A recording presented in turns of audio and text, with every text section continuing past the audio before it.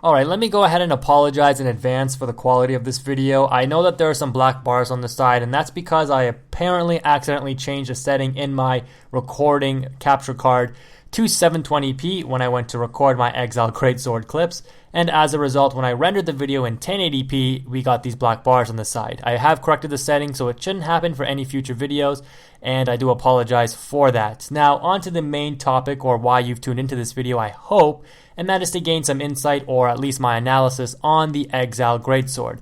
This is, of course, a curved Greatsword, which is exactly what it says. It's basically a greatsword that's been curved, and as a result, because of its heavy weight, as most curved greatswords in the game have, especially the Exile Greatsword being at 17 weight, it's often confused, or people often forget, at least I forget, that it isn't actually an ultra weapon. It's not classed in the same vein as ultra greatswords, great hammers, great axes. And why is that significant? Simply because it means that this weapon can be parried.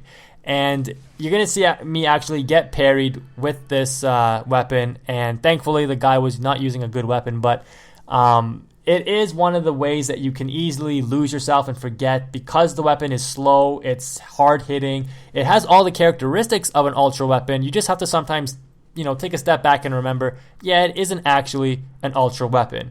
And it does compromise a bit between just like a regular greatsword and an ultra greatsword, obviously being curved, but it does have some hyper armor frames, usually after the startup of the attack.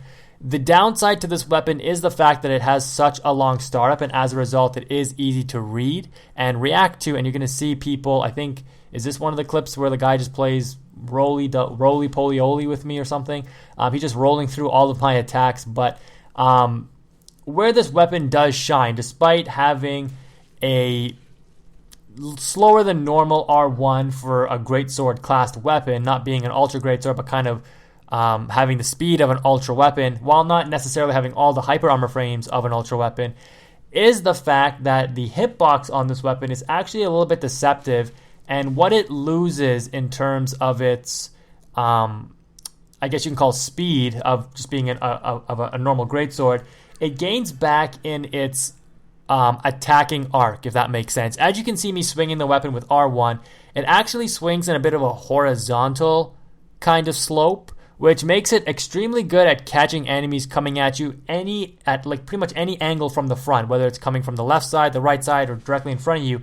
You're going to be able to easily catch out enemies running at you and punish them. As you can see there, that guy tried to hit me with a rolling attack, and we ended up comboing him for 2 hits, essentially putting him down to no health.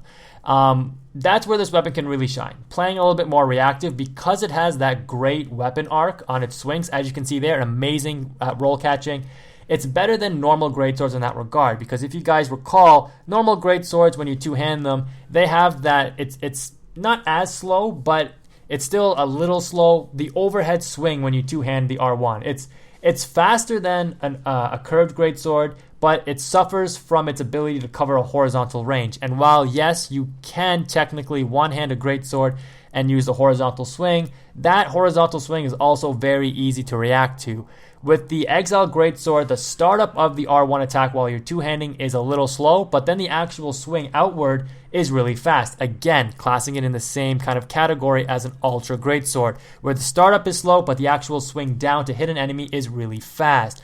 So you can really catch opponents out there, and here you can see me hit this guy for a 2-hit combo, punishing his roll, because again, that weapon arc is so good. You can catch enemies coming in from any angle, rolling in towards you, coming in from the left, right, wherever. The horizontal range on it is great, and despite being a curved greatsword, it does have some decent range in front of you as well, not just horizontally, but vertically, I think is the word. Not vertically, but it's like a 3-dimensional plane, I don't know. In front of you, the space in front of you is what I'm trying to say. Sorry if it's late at night, it's like 2 a.m. here, I can't really think straight. It's been a long time since I took a math class.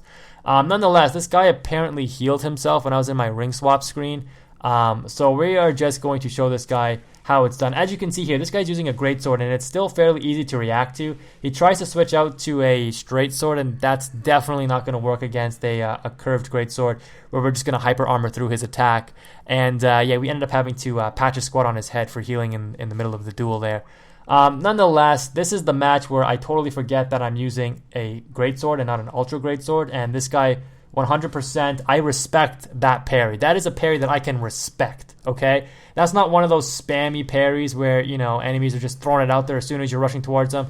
This guy knew that I was doing an R1. He blocked the first one, and he very intelligently parried the second R1 attempt because I was stupid. That I fully deserved that, and I probably deserved to lose that match if that guy wasn't using a weapon as shitty as the Wolnir's Holy Sword. And if you wonder why I'm calling that weapon so bad, just go ahead and look at my review that I uploaded about that sword. It's in Regulation 1.09 it got some faith scaling as a buff, but it's still absolutely terrible. Now, here's a match where you're going to see a guy play roly-poly-oly with me. He's just going to play super reactive and just roll around and not get hit. So he ends up getting a bit of an advantage on us at the beginning of the match here. We ended up trading out with him once, and then here again, we catch him hitting him out of his attack and then comboing him for 2 hits on our R1 attack. And as a result, we even up the life lead here. And I think this got this guy a little scared not to try to approach me with a trade because he thinks that maybe if I win out the next trade, I'm going to come out on top. Or even if he thinks that we can trade blow for 2 hits, I have Tears of Denial, which means that I can take those 2 hits, still live with my Tears of Denial, but he doesn't have Tears of Denial, so he's going to take 2 hits and die. And if you haven't watched it already, go check out my quality updates or my quality build. I call it update number 4 on my quality build, where I talk about the significance of Tears of Denial and why it's so good, especially for the heavier weapons, which allow you to fish out an extra trade. Now, because this guy played a little bit scared, he switched from that super reactive gameplay to kind of resorting to throwing knives, I guess, which again, we easily were able to get in there and punish. One other pro of an Exile Greatsword or just curved Greatswords in general is their running attack. It has a deceptively large hitbox, okay? And trust me, I've been hit by it many times where I'm just like, WTF, how am I getting hit by this? I'm nowhere in range. The phantom range of this thing seems to be ridiculous.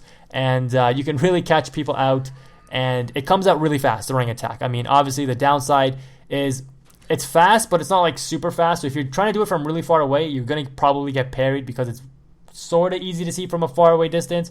But again, you can time it and mix up the timing of when the running attack comes out, because you can hit someone from seemingly pretty far away, and you can throw off their parry timing with it, just like you can with the katana. And that's one thing that this sword definitely benefits from.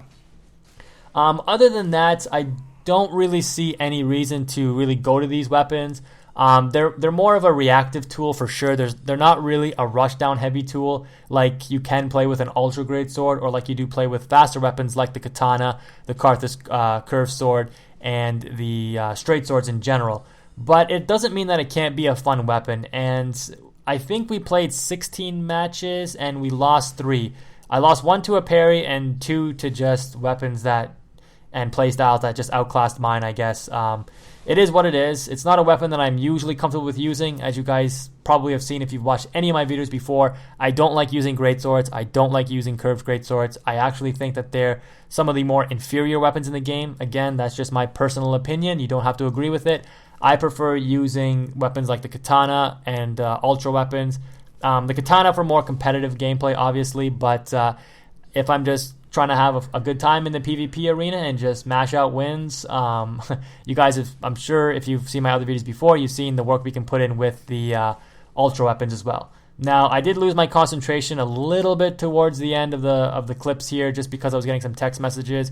And at the beginning of this fight, you can see that I got hit 4 times in a row with a glaive for no reason whatsoever, and I definitely deserve to lose this match. But I mean, I'm not counting this as a win, so I mean, we got this laggy backstab on this guy, which we shouldn't have gotten, so we deserve to lose that last match just for being stupid. And if you go back and watch that clip, you'll notice that I wasn't even two-handing my weapon when I got hit those 4 times in a row, which is a big mistake. If you don't parry in this game, there's no reason not to two-hand your weapon, I don't think. Or if you're not trying to psychologically condition your opponent that you are going to parry, there's no reason not to two-hand your weapon. You gain a much better moveset usually when you two-hand your weapons. Your moves come out faster, and they're just better, to be honest. And you get a little bit of extra strength scaling as well, because you do get that 50% strength bonus. Now, that is my analysis of the Exile Greatsword and curved Greatswords in general. They have some strengths, but I would never use this in if I was trying to go try hard. It's definitely a fun weapon to use, but I mean, you can see the regular R1s are so slow and they're pretty easy to react to. So if you're using a fast weapon, if you're good at seeing and reading opponents, if you can see these startup animations, you're probably not going to get hit from these weapons unless your opponent is really, really good at timing and reacting to your attacks. But even then, you run the risk of not hyper armoring through because this isn't an ultra weapon. It is still just a greatsword. But that's my analysis, guys. Let me know what you think. Thank you so much for watching, and leave some feedback. Let me know what else you want to see. I appreciate it. But thank you so much for watching, guys. Quantum is out.